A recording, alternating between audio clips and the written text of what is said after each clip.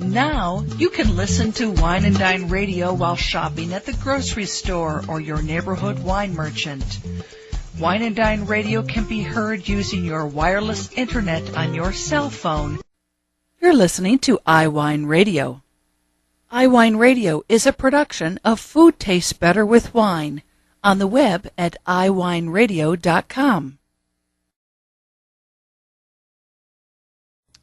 Hey guys, I thank you for listening to iWine Radio, and we are still the only wine channel on iTunes Radio.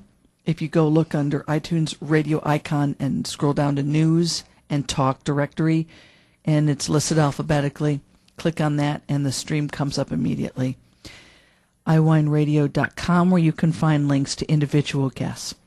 And if anyone's interested in advertising or becoming an underwriter or sponsor, please contact us at iWineRadio.com. We really, really appreciate your support. The more support we get, the more conversations I can have with fascinating people around the world, including you. If you have a story to tell that you'd like to share on iWine Radio, go to iWineRadio.com and contact us, and we'll go from there. Thank you so very much for your time. Yeah, I appreciate you talking to me. This will begin broadcast next week, and when it does, I will send you the link, okay? Please do so. I would appreciate it. Have a wonderful evening. You too. You too. And thank you very much. Thank you, Claude. Bye-bye now. Bye-bye. Bye-bye now.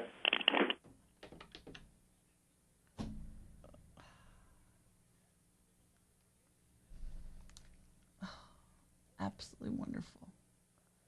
The scientific man who has no politics to promote, especially is going out on a limb. He has nothing to lose, nothing to win, just for information's sake, for knowledge's sake, making the statement, going over the research and the statistics. It's fantastic. There's no hidden agenda. It's just strictly for setting the record straight. Oh, I hope that if this pisses you off, or you want to challenge this, or I mean, the article that I have has he has a bibliography with all the links to his article, so you can, forget about Wikipedia. He has a beautiful bibliography. You can find out all the information where he used to document this blog posting. So it's not just, coming up from the air. Oh, it's just wonderful. And I love getting rid of this craziness that's upsetting so many people, including myself, about drinking wine and breast cancer. Okay, so. And as you noticed, I pronounced his name wrong. I was saying Claude Gillois, and he was saying Gillois. And I apologize, Claude, for that. That was stupid of me to make that. Okay, let me see here. What am I doing? I think I am maybe going to even be able to get in. Louis Schuckman. Okay, let's see. Okay, and I'm going to 12. Okay, Gregory, I know by now you've already hung up on me, so you're not. You didn't listen to the other little comments that I'm saying. Gregory Chamberlain, I love you.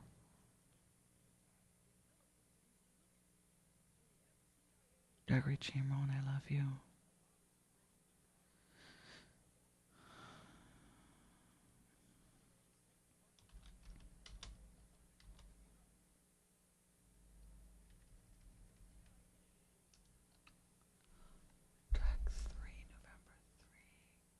Chamberlain, I love you. I love you, Gregory. I love you, Gregory.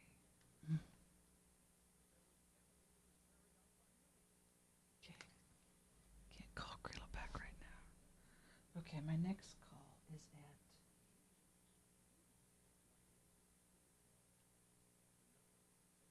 Oh, I have plenty of time to call Louis Schuckman. Great.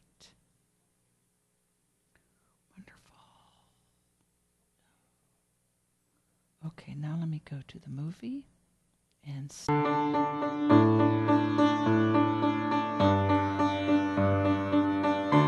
I want to share with you today a blogger on the World Wide Web who caught my attention particularly because of the subject of a blog that he did in September that was titled, he was talking about alcohol. Is there a safe minimum risk consumption of alcohol? His name is Claude Gillois. And let me give you some backup information on Claude Gillois. He is a fine wine merchant. The website is terroirs-du-monde.net. And I will, of course, have a link up to this. He is also a consultant on non-French wines that are available in France. He writes articles and books. In 1995, he set up the first business to ever succeed in selling non-French wines in France. But his day job is as a biologist and he directs a medical laboratory for 20 years. Now, when I'm going to give you a link to this particular blog posting that I found so interesting on the safe minimum consumption of alcohol, because his background is science, for heaven's sakes, and he has graphs, and also if you like reading scientific sort of data that supports the conclusion that he's going to share with us today, then you'll find this of particular interest. And he's talking to us from his home in Brittany. And Claude, thank you so very much for joining us today on Wine and Dine. And Brittany is not known for wine. Not really, no, because it's a bit north, but we pretty near to the region of Muscadet, and really we are at the end of the Loire. So you could go from here up the Loire and visit some of the most splendid vineyards and castles. So, yes, we're not a wine region, but we're not too far off. There's nowhere in France where you are too far off a wine region in any case. I love Muscadet. Absolutely adore Muscadet. It's like an everyday drinking. It's so light and refreshing. Yeah, that's why we use it with oysters and all the seafood we've got here. It's a perfect, marriage between seafood and Muscadet. Have you lived your whole life in Brittany? No. I'm born. I was born in south of Brittany, and then when I was 25, I moved to England, where I spent about 23 years, and then came back here to set up in 1995 the wine business. And we're the first one to sell Californian wine in France, and first one to sell non-French wine in France. And the Californians were very pleased because the quality there was very, very good, and they were waiting for somebody to come, and they were beginning to despair really that they'll never get a French business interested in their wines. Wow! So that's what I did really, and I came back here, and I've been here ever since. I'm looking at the picture of you on your website, and you have such a jolly smile on your face. You look so happy, like you're having a good time when that photo was taken. But where are you with that mountain peak in back of you?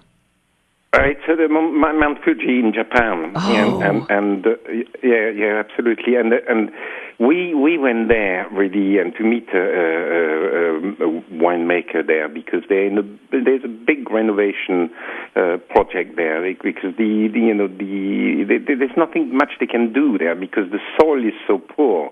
And somebody thought that what we can do with poor soil is plant vines because vine doesn't like rich soil.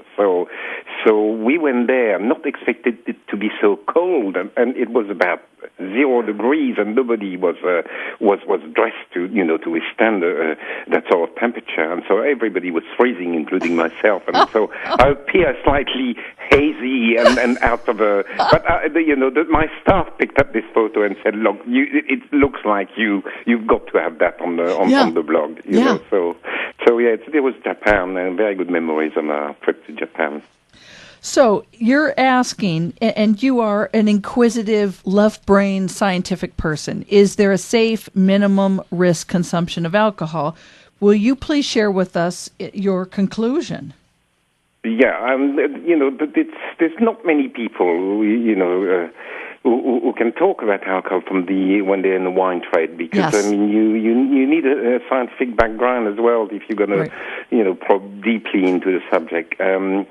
As far as all the research is concerned, when you read all the research, and I spent months doing that in actual fact, and you arrive at the conclusion that the 21 units a week is about the right limit.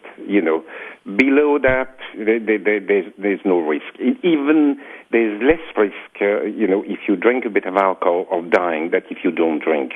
Then above that, the risks start increasing.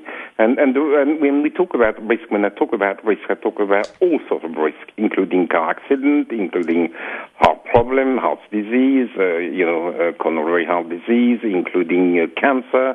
So I think you can be pretty well satisfied that the 20 units a week is about the right safe limit for alcohol consumption. So what the problem is now is to define a unit, yes. And there is no agreement internationally what consists of a unit of alcohol. Sometimes it's if you do it in gram, it's 10 gram, 8 gram, or 12 grams. So the glass can vary, if you see what I mean. 8 gram of alcohol, you get a smaller glass than if you have a 12 gram unit of alcohol in a glass. Now you're talking ethanol and not the milliliters or ounces of wine. You're talking strictly ethanol. Yeah, I'm talking strictly about ethanol. If you want to equate it, let's say that a unit of alcohol would be a glass of wine of about 120 or 25 milliliter of wine. And is that 12%? About 12 and a half, 13 degrees. Okay. Got it, okay. Or if a small whiskey, 3 centiliters of whiskey, that's also a unit. Okay. Or a glass of beer at about 5.5 degrees of alcohol. All those things consist, all those three measures are 1 unit of alcohol. Okay.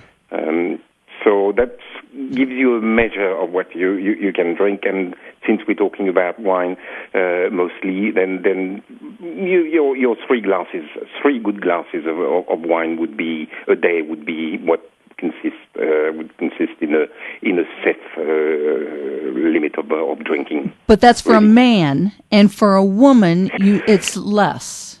It's slightly less for a woman because the expression of the genes that detoxify alcohol is slightly weaker in women than it is in men. So, the WHO, World Health Organization, has sort of set up this difference between a female and a man's consumption, and they've said about 2.5 units for a woman and 3 units for a man. But I'm not entirely sure, quite frankly, that at that sort of level of consumption, there is a risk either. There is a risk for a woman if she were to drink 3 units a day. There's no conclusive evidence that is the case. But what is really conclusive is that the expression of gene is weaker.